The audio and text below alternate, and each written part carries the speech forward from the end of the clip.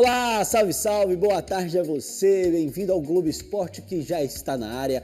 Eu conto com a sua participação, mande mensagem pra gente para o QR Code que aparece na sua tela ou para o número 999-430001, eu tô te esperando.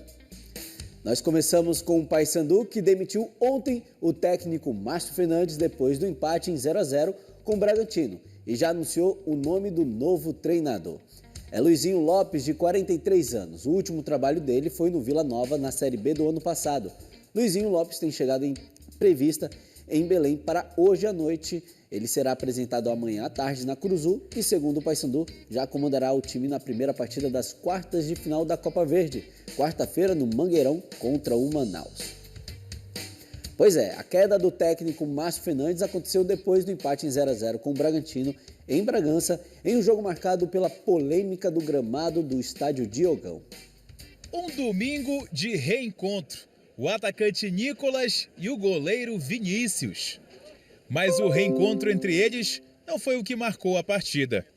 Após 3 vitórias seguidas no Parazão, teve gente do Sul empolgada com o momento do Bragantino. Eu já vim torcer pelo Bragantino contra o Paysandu.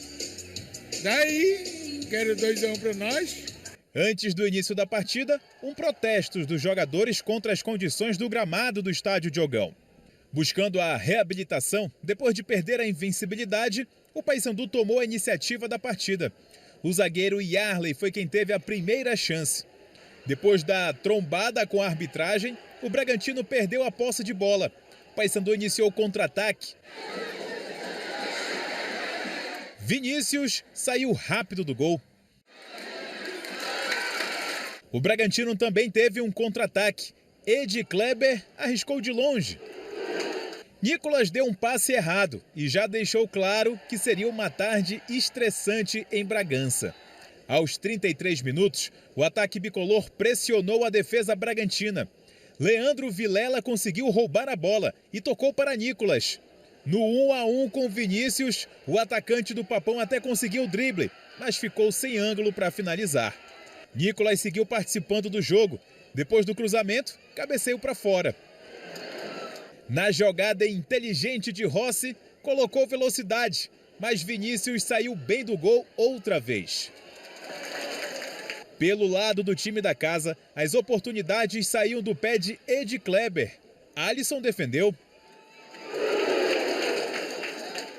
A melhor chance do Paysandu foi no último lance do primeiro tempo.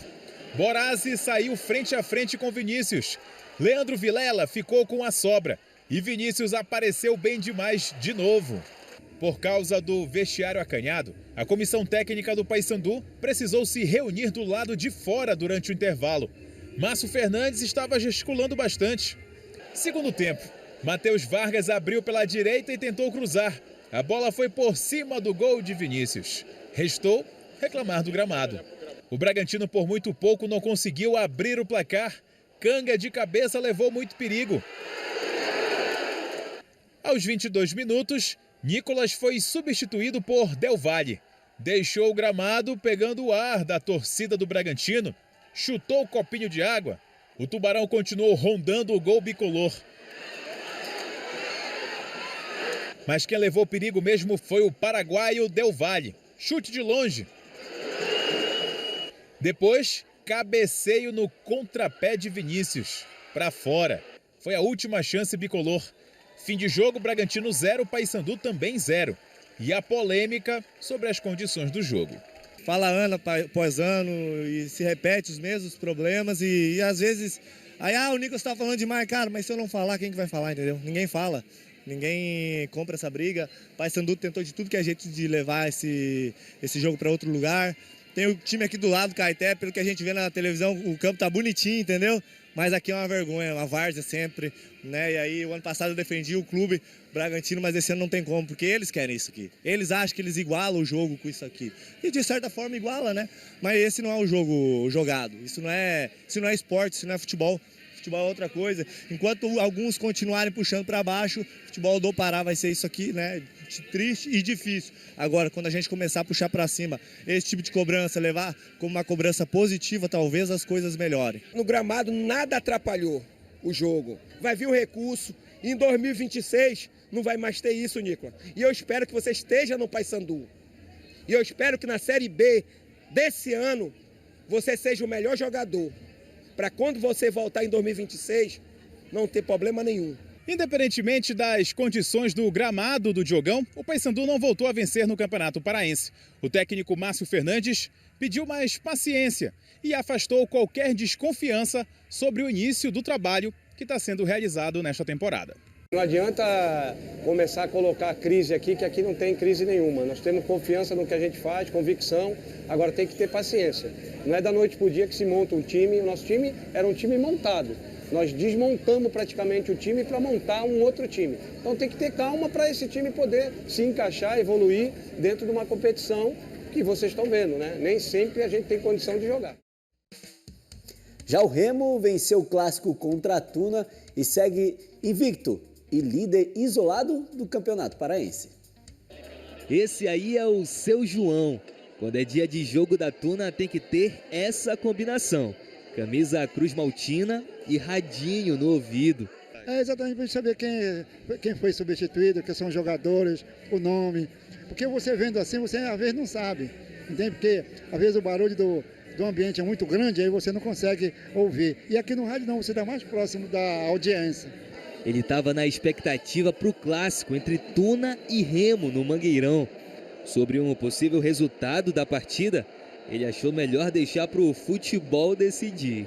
Clássico é clássico e não tem como você dizer, eu vou ganhar, entendeu? O fulano vai ganhar. Existem aqueles clubes que têm maior investimento, que no caso do Remo, no caso do Paysandu, eles levam uma ligeira vantagem. Mas futebol é futebol. Às vezes um time que está lá embaixo se agiganta contra o favorito e ganha. É, seu João, mas o Nelson não quer nem saber disso nesse jogo, não. Espero que ela não acorde agora contra o Remo, né? Espero que o Remo continue, a partir de hoje, faça um resultado que a gente espera, né? De preferência com bastante gols, e que a Tuna acorde contra o Remo, que é contra o Remo que ela sempre quer prejudicar. Mas hoje não vai ser o dia, não. Então vamos para o jogo, que a Tuna começou pressionando. Logo nos primeiros minutos, Gabriel quase acha Edgar na área. O Remo respondeu nessa cobrança de falta de Pavani, que o goleiro Lucão tirou com as pontas dos dedos. Mas o goleiro Cruz Maltino não conseguiu fazer nada quando a bola sobrou para Maxwell dentro da área. O atacante mandou para o fundo do gol.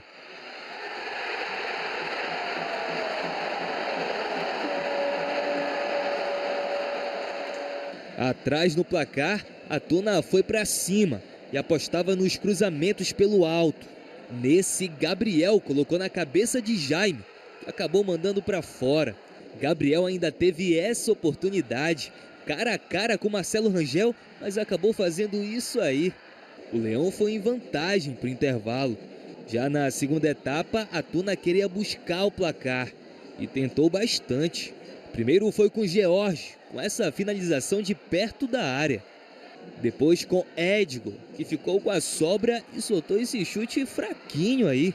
O Remo se espertou depois dessa bomba de Marcelinho. Quase que o goleiro aceita. Depois daí o Leão ficou mais confortável na partida. Nesse lance, Jaderson ia conseguindo empurrar para o gol. Só que os azulinos não demoraram muito para balançar as redes de novo. Depois do escanteio, Felipe Viseu cabeceou para fazer o segundo do Remo. E também o segundo dele com a camisa do Leão.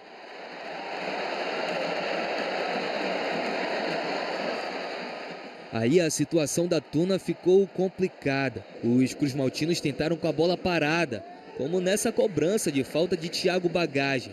Mas a Lusa vacilou e olha o Leão de novo aí.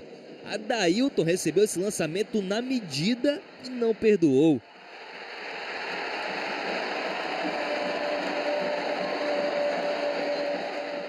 Alex Silva ainda meteu essa bola na trave, mas não teve jeito. Final, Remo 3-0 em cima da Tuna. A gente tem que focar aqui no que a gente tem pela frente, que é agora o Paraense, e continuar sempre a nossa dedicação. O futebol nos propõe muitas coisas, cara. Às vezes a gente nos frustra e, graças a Deus, hoje foi um dia maravilhoso pra gente, onde a gente conseguiu impor nosso jogo, fazer os gols, as chances que nós tivemos e conseguir essa vitória que foi muito importante pra gente. O Remo segue invicto e como líder na classificação geral do Campeonato Paraense. Em 5 jogos, foram 4 vitórias e apenas 1 empate. Já a Tuna amargou a 2ª derrota na competição e permanece como a 5ª colocada na tabela. Em Pixuna do Pará, nordeste do estado, o Castanhal por muito pouco não saiu com a vitória sobre o Santa Rosa, como mostra o repórter Emerson Sodré. No estádio Ipixunão, o Santa Rosa enfrentou o Castanhal pela 5ª rodada do Parazão. E num calor de quase 34 graus, o Santinha buscava a 2ª vitória no estadual. Logo aos 2 minutos, João Vitor saiu na boa jogada com a Meixa, mas parou na zaga do Japim.